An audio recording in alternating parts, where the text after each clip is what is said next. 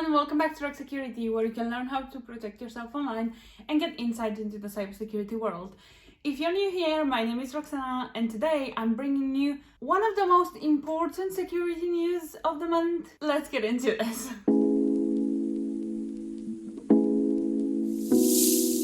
I was planning to film 3 different videos, trying new things. I'm seeing what works, what doesn't work. I was planning to talk about ransomware, I was planning to talk about back to school, NASA, etc, etc, etc. And then a few days ago, guess what? The NHS COVID-19 tracking app has dropped. And then I was like, hold up, everything's down, we're stopping everything, we're scraping everything, we're starting again, we're doing this, we have to talk about this. And this is one of the biggest, actually no, it's the biggest news of September. I'm gonna talk about that, forget about ransomware, we have plenty of time to talk about ransomware in other videos. I need to make a video specifically on ransomware because I've been talking about ransomware so much in news that I really need to make a video about breaking down what ransomware is.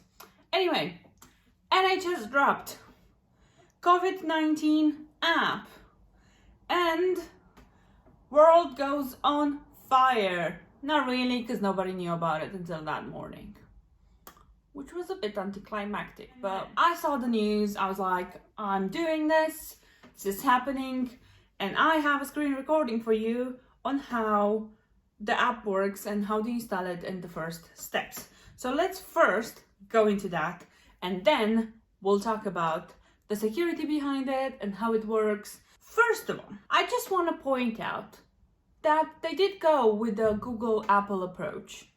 So I just want to applaud them for that. This app is also just available for England and Wales. Scotland and Northern Ireland have 2 separate different apps. Scotland has Protect Scotland app and Northern Ireland has NHS Northern Ireland something. If you're from those regions of United Kingdom, do install those apps, but I will just be talking about the app that's available in England and Wales. Okay? Just wanted to put it out there. Okay, let's get into the video.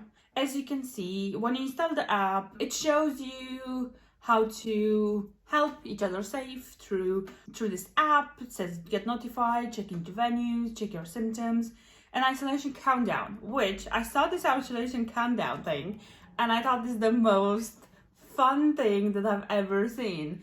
I mean, honestly, to see this thing of like, you have 4 more days. 4 more days, everyone, 4 more days. So fun.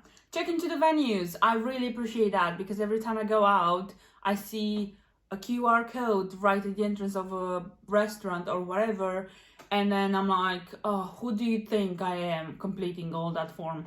You can just scan the QR code and you're good to go. And you get notified, and you can also check your symptoms as we've talked about in my previous videos. Okay, now you have to confirm that you're 16-year-old or older than that in order for you to be able to use the app, which means that anybody under 16, the app is not meant for them and it's meant for adults or very soon to be adults.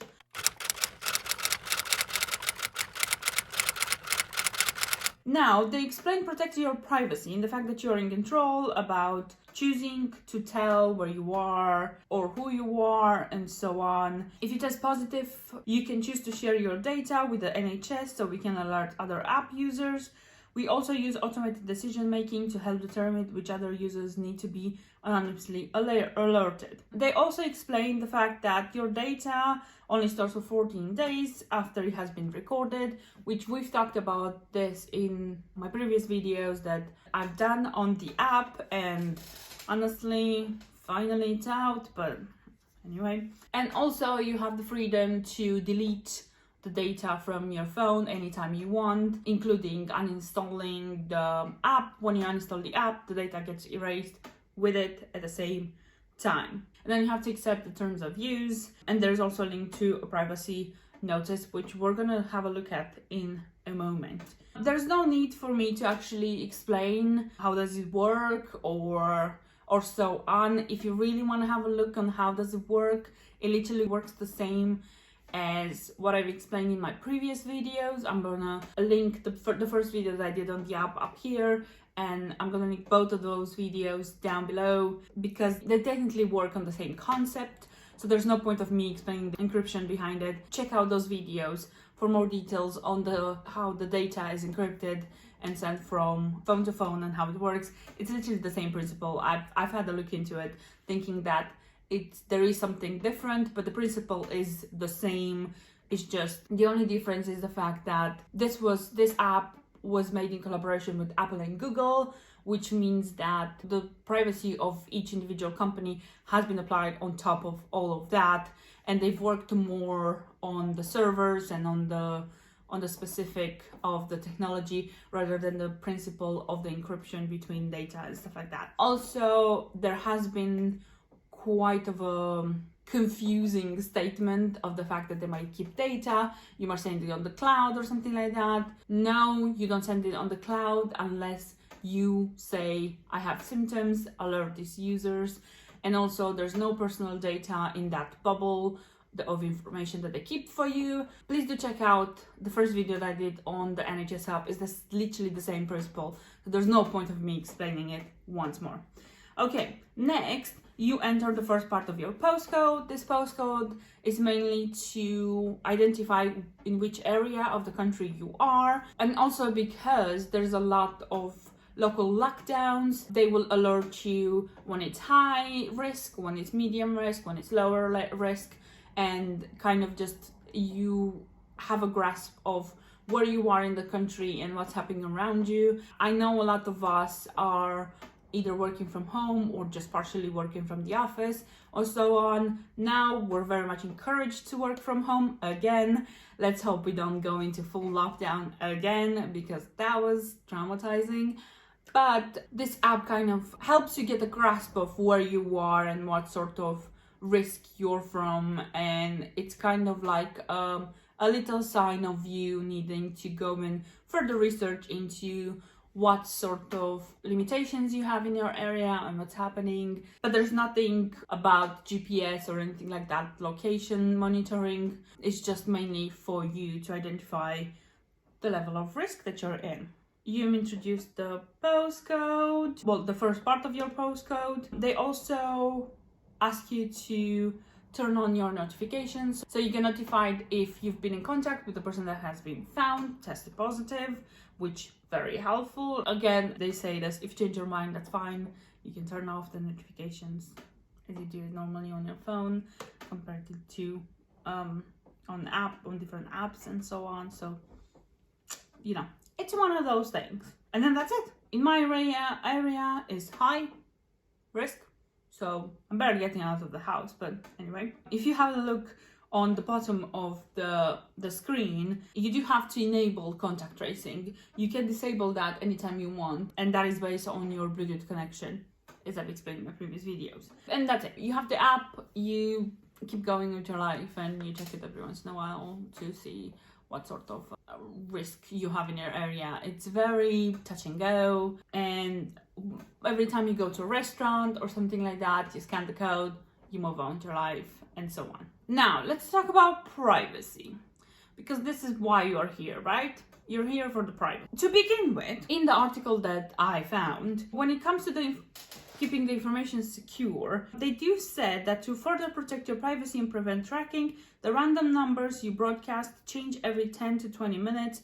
The system is designed so neither Apple nor Google has access to information related to any specific individual. Cool, what can I say? Right, now let's get over to the COVID-19.nhs.uk website and kind of just scramble onto that. So to begin with, the first page is about how does it work and how does it protect your privacy. They also have a video. I will link all of these down below, but I would suggest you watch that video as well. It's 1.5 minutes, really easy. And they do say that the app cannot use your GPS location to track where have you been. It cannot be used to check or monitor if you're self-isolating. It just has the countdown for you to kind of keep in mind. I had to self-isolate for 2 weeks after I moved into this beautiful new apartment because I was living with 2 other people and I had to self-isolate just to make sure that there's nothing wrong with me. I mean, depends how you look at it. But I had to self-isolate for 2 weeks, and honestly, the days couldn't pass slower. And I was like, in the calendar, I was like, 1, 2, okay, we have 7 more days. And I was counting the days, and it was excruciating. I do appreciate the countdown. I love me a good countdown. It cannot be used by law enforcement to identify or track you, and it cannot see personal information on your phone, such as messages, address book, or your phone contacts. As you've seen, you only agree with terms and conditions, terms of use and privacy conditions, and you only enable notifications usually on every single phone. Every time you install a new app, you have to agree to share certain things on your phone, like you have to agree to use camera, you have to agree to use photos, you have to agree to use contacts, everything. You have to agree on everything. It's so annoying sometimes, but it's very, very useful. As a cybersecurity nerd, I do very much appreciate it to approve all of that, even though it gets annoying sometimes. And believe me, I know it,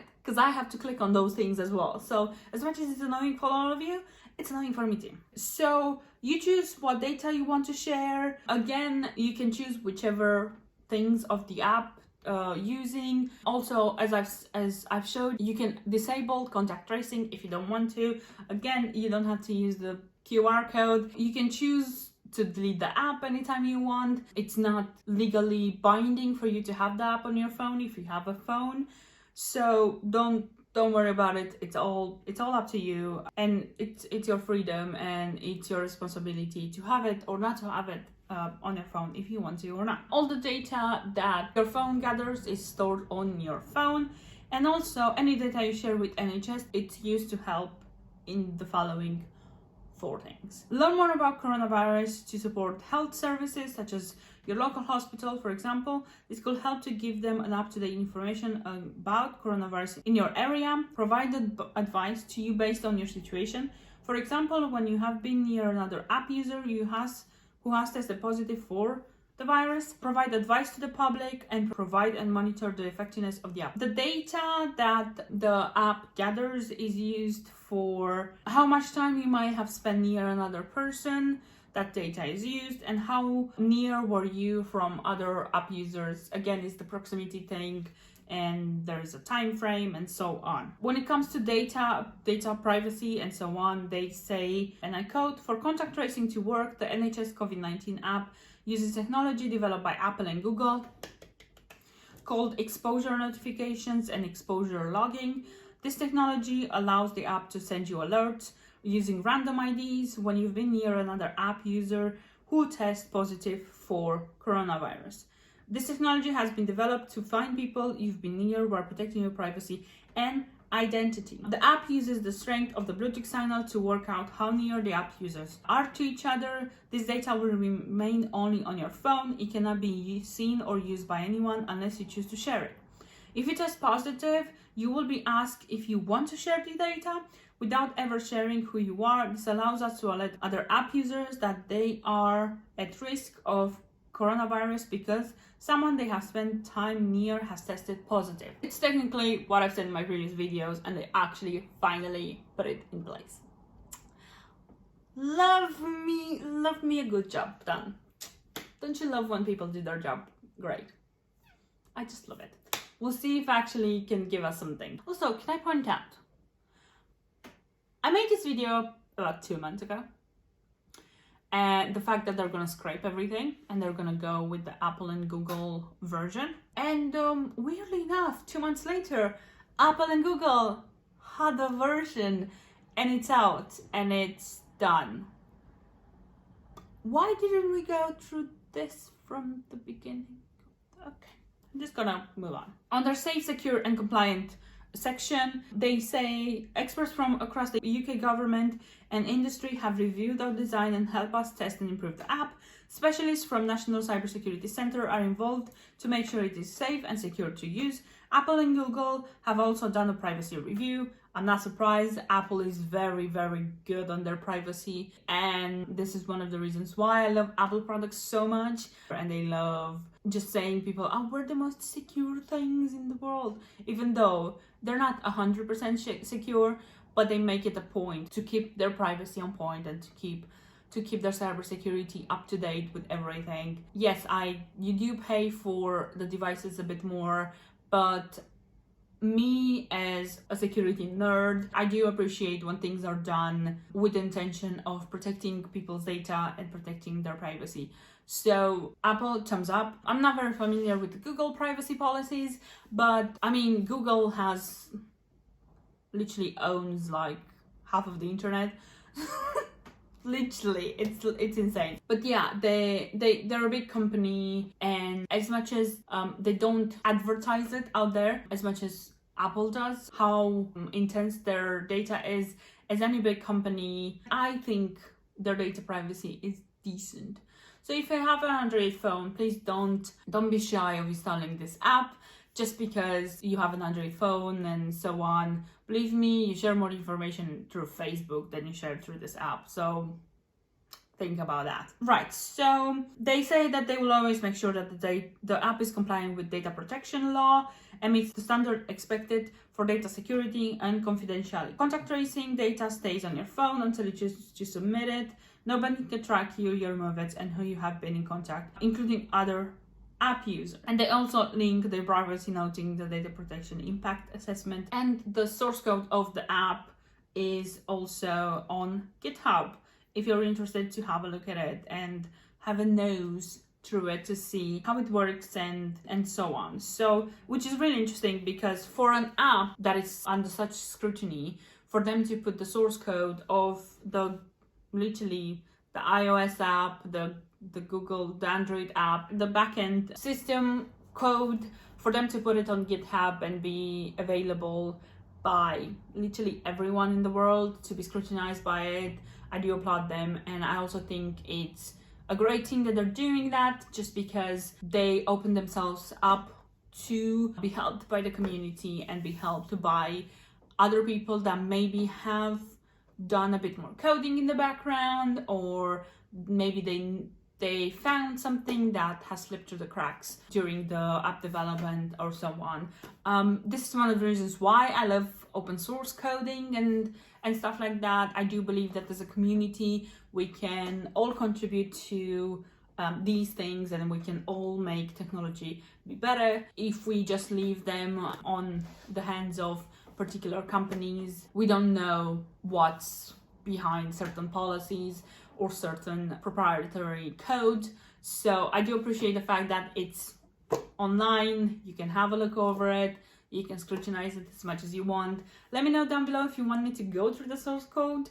I do not know all the programming languages that they display that it's built out of, but I can have a look over it and give you my opinions, like a reaction video or something like that. This video will come out slightly late because I'm filming this literally on Saturday morning. I do want to say that as much as I'm glad that it came now in September, right before things starting to get worse, I would have appreciated for it to come out a tad earlier, and I would have appreciated for the UK government to give in to working with two of the biggest tech giants in the world way before this. But better late than never, right? Let me know down below what you think about it. I think it's a new toy right now, and I know I will be going out and be like, am I in the zone area now? What's happening? Have I gone what's going on? And I know in the beginning we won't see anything unless we really get into contact with people that have the app and also have been reporting system and test positive. But I do want to say that as much as I don't want to shame people into installing the app, and as much as the government hasn't made a big deal out of it and the press kind of just took it and just kind of ran with it, and Google and Apple have been pushing it out, but it hasn't been quite of a big coverage thing. Boris hasn't come out and be like, we have an app now. It's not made of a big deal. I do think, and take it as face value, my face value, but I do think that it's our civil responsibility to install this app and to protect each other, as much as it's our responsibility to wear masks and to stay as safe as possible while we're slowly, what's normal anymore, but while we're slowly going out a bit more. I also think that it's our responsibility to install this app and take advantage of it, because honestly, it's better to have it and stay safe on another front. This app will not fix everything. This app wouldn't cure everything. A vaccine won't cure everything. A vaccine won't end the pandemic. It's part of the bigger solution, and it's part of keeping us safe and aware of everybody around us, and kind of just figuring out that we're all in this together, and yeah, we have to stay safe and protect each other. So I probably talked for way too much. I'm gonna have a hell of a time editing it, but I really hope that you find some value into this video, and me going through the app has helped you a lot deciding or not to install the app. I have personally downloaded the app and encourage everybody else to download the app. I encourage you to download the app as well. If you don't feel comfortable with having the app on your phone and stuff like that, that is absolutely fine. Don't feel like you are forced into it. It's not illegal for you not to have the app. I do want you to think about the fact that Facebook is gathering more and more data on you than this app is, and you have no problem having Facebook on your phone. So, and Facebook is just for your own pleasure and connecting with family and friends and stuff like that. So if we have an app that is part of a solution of keeping us secure and ending this pandemic, I'll take it. And as much as it's not perfect, and maybe they can put more features like having news and having local alerts and stuff like that, yes, it needs improvement and it needs more personalized, but I do think it's still a pretty good app for what it is right now and for how simple it is. So Apple, Google, you're definitely listening to this because I'm posting it on YouTube. I would appreciate local news on the app, and kind of to have it as a one-stop thing, and to kind of have notification of what's happening in the area, and cases and increase and decrease, and if it's getting better or worse and stuff like that.